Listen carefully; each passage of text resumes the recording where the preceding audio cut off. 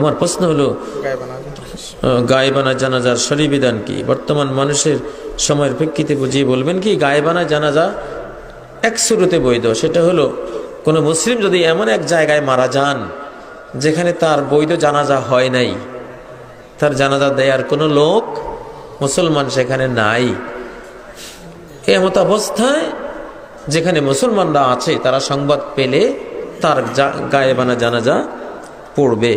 যেমন নবীজি পড়েছেন ইথিওপিয়ার বাদশাহ আসহামা, তিনি মুসলমান হয়েছিলেন, কিন্তু ইথিওপিয়াতে কোনো মুসলমান ছিল না। তিনি যে মারা গেলেন সেখানে তার জানাজা পড়ার কেউ ছিল না।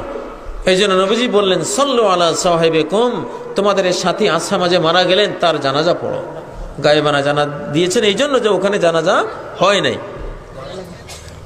কিন্তু বর্তমান সময়ে জানাজাগুলি, গায়েবানা জানাজাগুলি, এগুলি এক ধরনের রাজনৈতিক কর্মসূচির মতো হয়ে গেছে। কোন নেতার কতগুলি জানাজা হইল এটা একটা যেন একটা সম্মানের বিষয়। আসলে শরিয়া এক জিনিস, আপনার প্রেস্টিজ আরেক জিনিস। জানাজা, গায়েবানা জানাজার বৈধ দলিল ওইটাই, যেখানে মারা গেছেন সেখানে যদি কেউ জানাজা পড়ার না থাকে, জানাজা না হয়ে থাকে, তাহলে আপনি যেখানে পারেন সেখানে গায়েবানা জানাজা দেবেন।